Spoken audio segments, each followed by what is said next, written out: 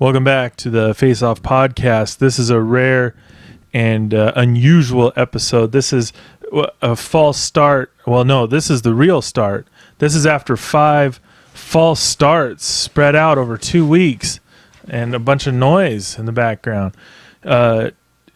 What's going on? Do I have anything to say? Do I have any fucking thing to say? 2-week hiatus. Did anything build up inside of me? Inside of my soul? Is there anything to spread out there into the world? I don't think so. I don't fucking think so.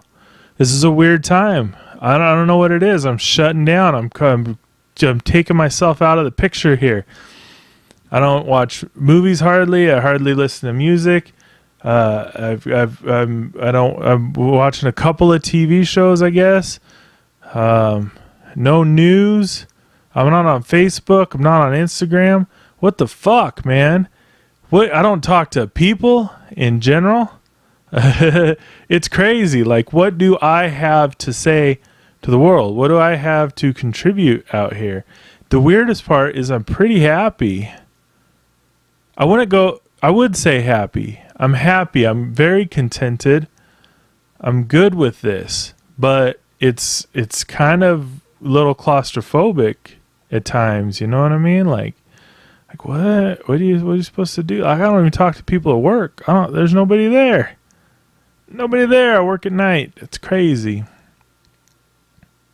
So that leads me to the question of, is there anything interesting in me? Is there a real me that has interesting ideas and thoughts, or do I just barf up everything that I ingest? So I go look at Yahoo News and I see a Yahoo article about something, and then I just say, hey, here's my opinion on that Yahoo article, which even the Yahoo article is just an opinion on somebody else's fucking news article. It's not a real news thing, you know? Is that what I do? It seems like it is. Like I'm just a conglomerate of all the shit that I'm experiencing. It's just all getting filtered through my basic experiences in my life. So my basic experiences sort of shaped the shape of my mind and body, and now I'll put information in and then spit it right back out. I just finished, so I've been reading books and listening to podcasts. That's basically the only inlet into my brain here, you know? A couple of TV shows. We've been watching Escape from Dannemora, I think is what it's called. It's on Showtime, and it's dope. It's got Patricia Arquette, Benicio del Toro, and Paul Dano are the leads in it. It's directed by Ben Stiller. That's interesting. What's old Ben Stiller doing? It's like a serious show. It's a mini series about these 2 dudes who escaped from a prison. And it's pretty cool. They just got out last episode, and they're walking down the street right at the end. I suggest that. It's a cool show, man. It's good stuff. I mean, it's fucking weird. It's weird watching it, though, because it almost all takes place in prison. And it sort of reminds me of watching Oz, where after a while I was like, man, I'm just sitting here binging this show about prison. I'm basically just in a prison. Or like I'm free. I'm a free person, but I'm like watching this fantasy show about prison, you know? That's a weird thing to do.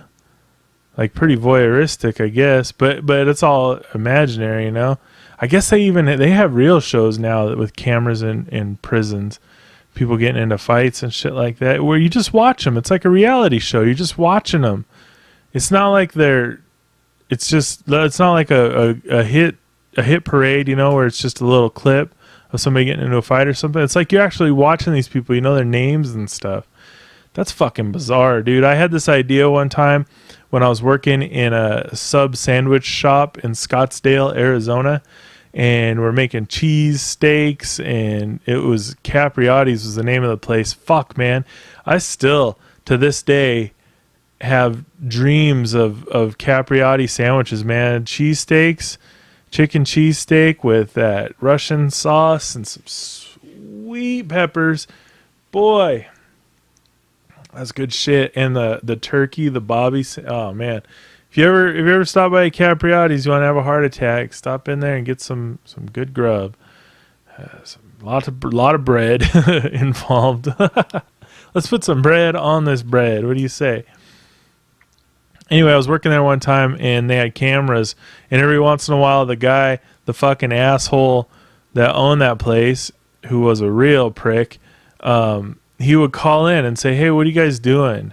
And we'd be like, "I don't know, just hanging out." And he'd be like, you shouldn't be standing around. We're like, "What? Are you looking at the camera at your house? Like you're peeping in at your house, looking in at this camera here?" Because my understanding was the cameras were not really, they were preventative in the sense that when people saw cameras there, they didn't want to do shit. They didn't want to do bad stuff or whatever. But they were mostly an in hindsight thing. So if somebody robbed the place, they'd be able to go look at the cameras and say, "Oh yeah, well, there he is robbing that place." But not like a thing where you just sit there and watch it and then call in and say, "Hey, you should be doing more work even though there's nothing to do," like a Big Brother thing, But he did, and it made me think that you could probably just do that. You could probably start a channel or at least a show that was just Capriati's, and it was just this cast of people who had no idea that they were on a show, and the only camera angles were from all the security cameras. You just cut it together, and it had all the weird relationships and stuff like that between the people. But you couldn't sell that, I don't think, in America yet, but maybe Japan. So you could maybe sell some American workers in a fast food place in Japan, and like there would be fans. They'd have T-shirts with like me and other people on the shirts and stuff, and they're just like, "Oh, this is huge over here in Japan," and we'd never know about it. We'd never have a fucking clue. We would. It's the data age. It's the internet times. We would have found out about it. That could have worked maybe 20 years ago. But you got to be way craftier if you're a crazy reptilian overlord these days, if you want to get a buck off of the fucking proletariat scum that work in your stupid restaurant.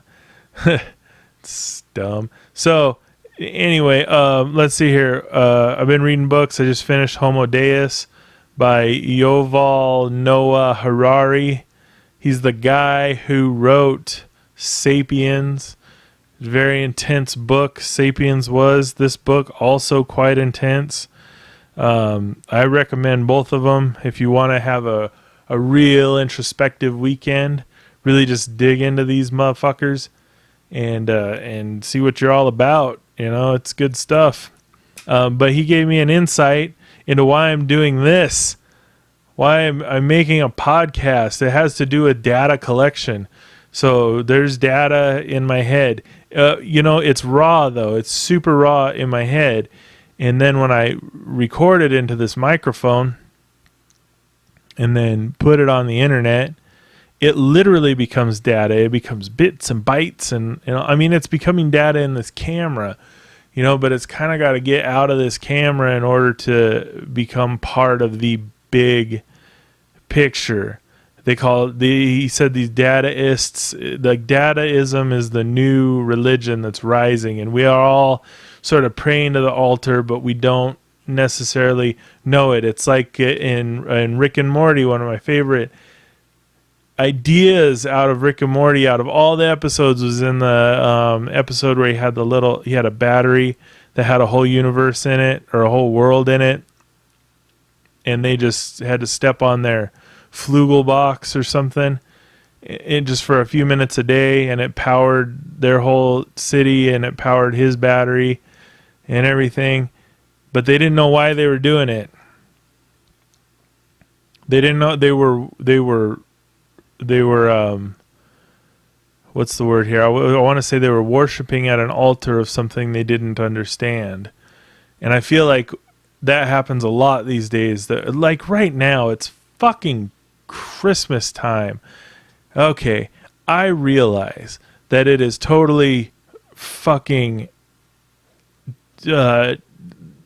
just boring and I want to say pedantic of me to sit here and bitch about Christmas time this whole holiday season.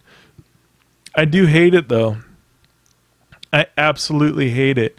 I hate all the shitty Christmas music, and it makes me wonder, of all the people that I've met in my life, I haven't asked them all about Christmas music and their preference for it, but it has come up with a vast majority of people for some reason. No, I know the reason. It's because if you know somebody, if you know somebody fairly well, odds are you're going to be around them in a public place during the holiday season, and you're going to hear fucking Christmas music. And there has been, of all the people that I met in my entire life, there has been one person, I'm going to say two people, one person for sure, and one person I'm pretty sure of that was into Christmas music. They were happy about it. Everybody else was upset. They were like, this fucking sucks. I hate this bullshit Christmas music from the 30s. God damn it. Why the fuck are we still listening to Christmas music from the 30s? It's because that's all there is. Nobody gives a fuck about Christmas. Okay, I'm sorry. I'm going off on a tangent here. So two people have been like, yay, this is great. I love Christmas music. It tops. And they were related. So fuck them. Fuck them both. That's what I say. So here's what my theory is that it's those two people in mass. So let's say if I've talked to 100 people explicitly, 2 people have been like, Christmas music is great. 98 have been like, it's horrible. So those 2 people, that 2% of people in the population are the ones who keep it going, who say, hey, we got to turn on Christmas music. It's Thanksgiving, the day after Thanksgiving, time to turn on the Christmas music so everybody can get cheerful, just like me when I hear a Christmas song. Yay. And so 2% of the population are fucking with 98% of the population. That's my theory. It doesn't really even matter, though. I mean, it just pisses me off. Because back to the Flugelbox. So I feel like Christmas isn't exactly what we think it is. Like we sort of bow in worship, and just by even like little things like taking the 25th off, buying gifts, you know what I mean, getting together. It's a weird sort of pooling of energy. And I'm not immune to it. I still do it. I'm going to my sister's house for Christmas. Fuck, man. Why? I don't want to. You know what I want to do on Christmas? Nothing. I just want to go about my day. I don't want any fucking gifts from people. I don't want to give gifts to people. I don't want to have a big ass meal. I don't want to do any of that shit because it feels like I'm bowing and scraping to something I don't quite understand. Like I'm lending my energy to something that's big and not necessarily in line with what I would like with the whole entire world, but it doesn't really matter. So to further elaborate on the whole reason why I got into this Flugelbox thing, so I see Christmas as a Flugelbox. This isn't making any sense, I don't think. So the rising religion that Yuval Noah Harari talks about in Homo Deus is dataism. It's people who see the world as data. And so I feel like most of the population is unwittingly becoming dataist or fueling the dataism, the rise of it, by constantly creating data. I'm creating data right now. When you take a selfie and send it to a friend, you're creating data. Emails, data. Watching things on TV, talking about them on a video, data. Watching YouTube videos, you're creating fucking data in the world. I had the weirdest idea about this because I got a YouTube account a long time ago. I still have it. I'm putting videos on there and stuff, but you can put all the videos on there. You can put the biggest videos. You can put everything on there. There's no limit, and it's totally free. You can actually even make money off of it. Do you remember the story about I think it was Massachusetts, that somebody bought Massachusetts from the Native Americans for a handful of beads or something, which is, I'm sure, hyperbole. I'm sure it's not right, but the idea is there. That's what it feels like is happening right now. Is there's companies that are just, they have this stream of gold. It's just all data, and it is just 100% gold, and they're filling up this territory that we can't even comprehend right now. So Google and Facebook and Apple and fucking whoever the fuck else, they've got these vast swaths of land that have no borders. They're not even land. It's just this, the internet's like this wild, wild west, and they're just barbed wiring this huge, vast expanses of space, saying, these are mine. These are mine. And we're saying, fuck yeah, they are. Let me help you dig a well or something, you know? It's crazy. Like, it hurts my brain trying to think about it. And that's what they are all hoping for, is that it hurts my brain enough that I don't think about it at all. I just go ahead and keep on doing it. But I do think about it, and I do things from time to time. Like, I stop going on Facebook like it fucking matters, and I stop looking at the news like it fucking matters, and I stop watching movies because I have no fucking attention span like it fucking matters, and I listen to 5 songs. That's it. I have my whole thing narrowed down to 5 songs. I only listen to them when I go into the grocery store, basically. It's like a timer, a 5-song timer. You know, if I'm still in the grocery store and that 5th song hits, then I need to wrap it up and get the fuck out of there because I've been wandering for too long. So it's like 20 minutes. That's it. That's the most time I spend in the grocery store. I got 5 songs. I've narrowed it down. I don't know if it'll change. They get me in the right mood for dealing with the grocery store. I used to use them as songs to sort of get in the right mood for doing stand-up, but I haven't done stand-up in a long time. Don't know if I'm going to go back to it because everything's going pretty good right now. And I don't know if I've already said that in this episode because this is, like I said, the 5th try, the 5th start. There's been 4 false starts spanning 2 weeks. It's crazy. That almost never happens. I think it's happened once before. It was literally 2 weeks also. Oh, well, it doesn't fucking matter. My 5 songs. Let's talk about those. You want to talk about those 5 songs? We'll get you in the right headspace. Number 1, Cop Killer by Body Count. Yeah, that's Ice-T's fucking metal band, man. Cop Killer was a huge song. That is a crazy fucking song to put out. Even today, Cop Killer is insane. That's a bad, it's fucking shit, man. That's some serious pushing the boundaries right there. It's a little bit like the music style is a little bit, it was a little bit dated when it came out. It's a little thin sounding and everything, little, you know, but it's still fucking, it's dope. It's got good energy. It's what music should be. It should be confrontational. It should get right in your fucking face. That's what I think. I like Ice-T. I think he's cool, man. He keeps an interesting presence. He's one of those people that's made money but seems to still be about it, you know? Still be about saying what he fucking wants to say. But at the same time, he kind of freaks me out sometimes, like everybody does. But I can't hold him to... who am I going to hold to a standard? What the fuck, man? Song number 2, All I Know Is Hood by Big Scoob. That's right. That's a strange music. I love that song, man.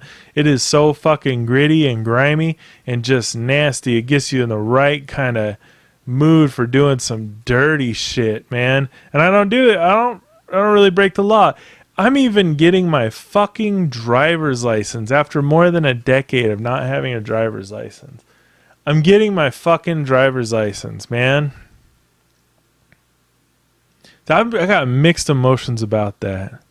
I feel comfortable driving without a driver's license. I think I'll feel uncomfortable driving with one. It just seems weird. I've been off that particular grid for the longest time, you know? Seems weird to put my name back in the hat, but whatever. I got the driver's test next Thursday. I gotta go do a fucking driver's test. I gotta rent a car to go do a driver's test. What? What? What? What am I doing? What am I doing over here? Anyway, Big Scoob.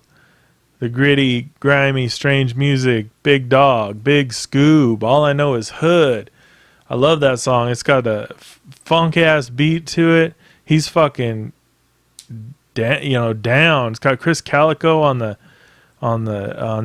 chorus line, man. It's great. That's a good song. I like it. Some hard hip hop shit. After that, D. Antverd.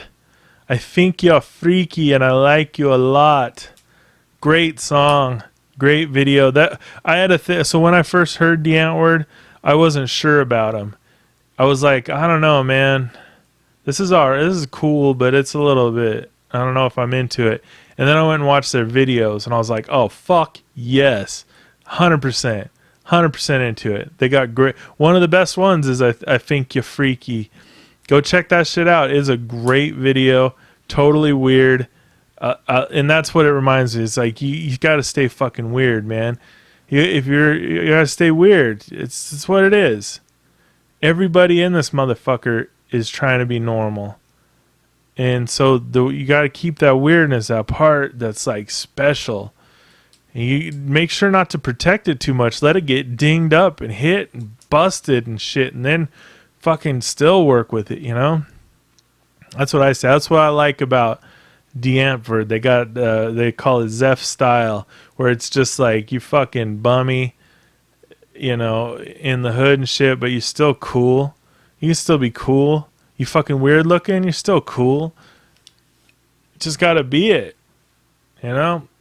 I don't know if you know. Check it out, D. Antwoord. Check out all their fucking videos. Their videos are tight, dude. Tight. You go down a rabbit hole with damn shits. I like those guys. I like their fucking attitude. I like they talk shit about people, and people hear them and talk shit back, and then they just talk shit even more. It's fucking great.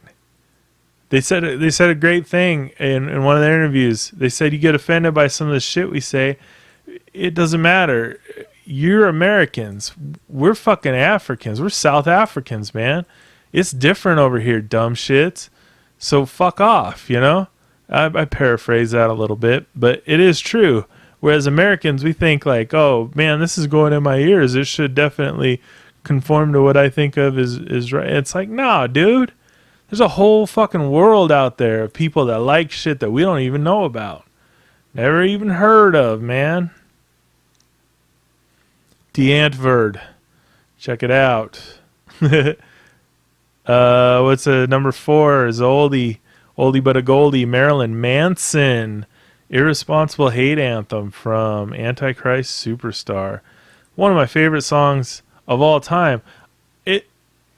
One of the few times where I feel like you can hear somebody's just peak, and that was in that song. I don't know if it was recorded live or they just dubbed in the live at the beginning, but fuck, man, it sounds like a perfect live recording, and it's super intense. It's fucking badass. And Marilyn Manson was a hell of a performer back in the day, and I love the fucking I love the lyrics, the whole feel of it. It's just nasty. It's a big fuck you. And I like that. It's like I gotta keep reminding myself about that it's fuck this. And it sounds negative, but it's not.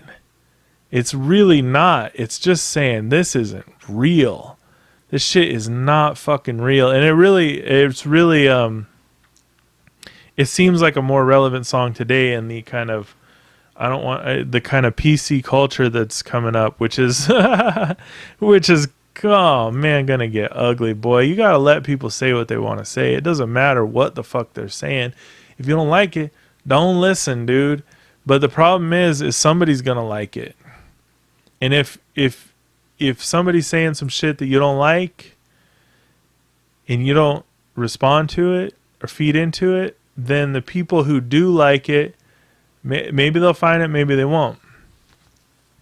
But if somebody's saying some shit that you don't like and you're like, fuck this guy, especially on social media, when you're like, hey, look at this asshole, look what he's saying or she's saying, and then 500 million people that follow you or whatever, they get introduced to that person and they all agree, they're like, oh, fuck that guy. But then there's one person in there that's like, oh yeah, I think this is good, and it creates a broadcast, you know. Oh fuck, it doesn't even matter, man. Everybody should literally, this is a fucked up thing to say, but everybody should literally be able to say anything that they want to say at any time, and be cognizant that there could be consequences. You know, somebody might punch them in the fucking lip. Maybe not. Maybe somebody will fall in love with them from saying some stupid shit, you know? Who knows? And who the fuck cares? And I say, if somebody falls in love with that person for saying some stupid shit, good. They're meant for each other. Fucking gone with it now. Who gives a fuck, man? It's like what it feels like is the private space is really gone down, like shrunk. You know, like how would I put it? It's almost as if your living room or wherever your computer is, your phone, you know what I mean? It's like a window into the world.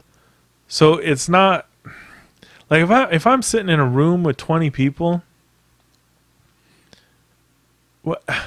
nobody's going to offend anybody else at all. If we're just hanging out like in a waiting room or something, nobody's going to offend anybody. They're just going to sit there. But then my phone, it's just a window into a waiting room of billions of people. And of course I'm going to be offended by billions of those people. God damn it, everybody's so fucking stupid. Every time I open we have this magazine here in Spokane called The Inlander. It's like one of those free, papers, entertainment papers, kind of that's in every city. The Stranger is in Seattle. There was one in Phoenix. And it's just got, what's at the movies and articles about local shit. And we've been here for 25 years. But every time I flip through that, I'm like, everybody in this fucking thing is a dork. All of this stuff is pointless. It's so stupid. Everybody's screaming that their opinion's important, and it's fucking not. It isn't. Nobody gives a fuck. That's the very basic core tenet that I believe in, is that all this shit that people are saying is just to mask that they don't give a fuck. They don't give a fuck. And it's the people that say it out loud and actually live it out loud that they actually don't give a fuck. Those are the people that are, that are doing their thing. So that's where, I guess that's probably what I'm attracted to in this music lineup here. I mean, these people like Ice-T, I don't give a fuck. Lives like it. You want to hate on him, whatever.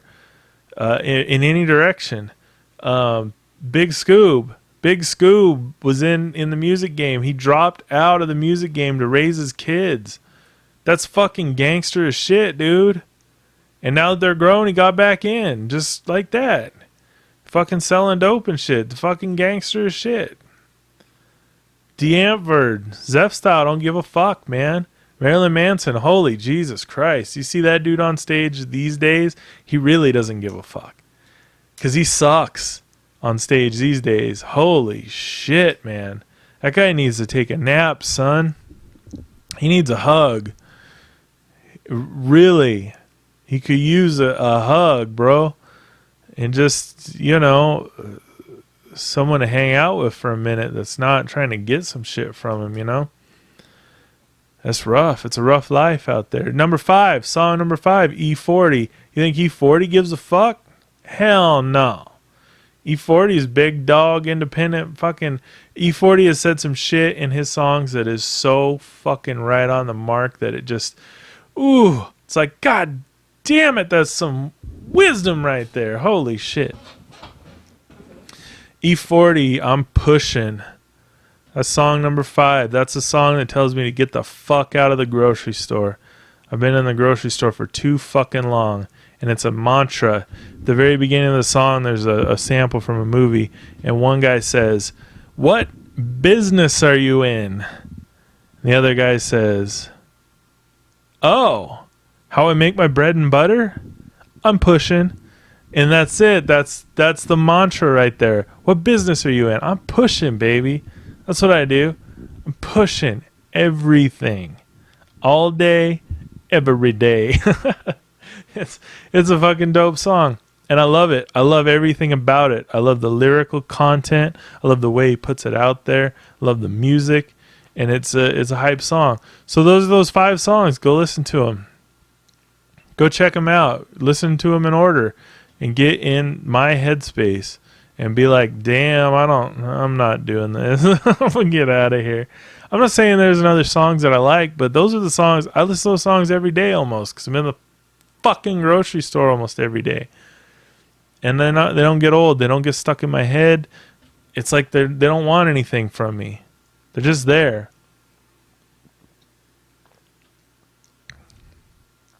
So that's the unofficial soundtrack to the Face Off podcast. Now you too can have the mental grocery store experience that I have when I go buy pork from the store. I've been listening to a lot of books. Big old pile of books recently. Most of them are unnotable. I haven't been disappointed with a lot of them. I'll try to listen to some and put them down, but if I give it 20 minutes and then I'm done. If it hasn't grabbed me in 20 minutes, it's not going to get any better. Movies, when I'm watching a movie nowadays, when I'm watching a movie nowadays, I skip through it 10 seconds at a time. Just doop, doop, doop, doop, doop. I get through a 2-hour movie in like 5 minutes. And I'm like, when I get to the end, I'm like, yeah, I get it. I don't feel like I missed much. I'm going to sit there and watch a whole fucking movie. Give me a break. I got shit to do, man. I got things brewing, kid. I got things brewing on the horizon. I don't really. It feels like my whole entire existence right now is just keeping at a moderate level, not letting my brain go crazy. Okay, here's the other part too. Now this is where it gets fucked up. I'm not letting my brain go crazy, but I'm also not keeping it on a leash. Because the leash is what causes it to want to go crazy. My brain doesn't want to go crazy until there's a limitation put on it, until there's a fucking leash put on it. And then it wants to kill.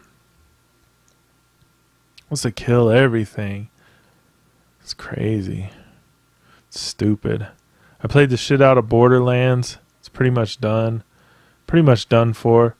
I'm playing a game right now called the Talos Principle. It's kind of like a puzzle game, sort of philosophical AI sort of system. God, that was one of my favorite parts of that book, the Homo Deus, was when they started listing off all the jobs that are going to be obsolete in 20 years and the percentages, and it's like fucking real things like musicians and chefs and doctors and truck drivers and shit. It's like, fuck yes. Finally. Get some robots on that shit, man. We need to shut this shit down. Get out there and start doing something interesting, It's so boring. World is it's all just. Have you ever seen one of those, like a picture of maybe like Mount Everest?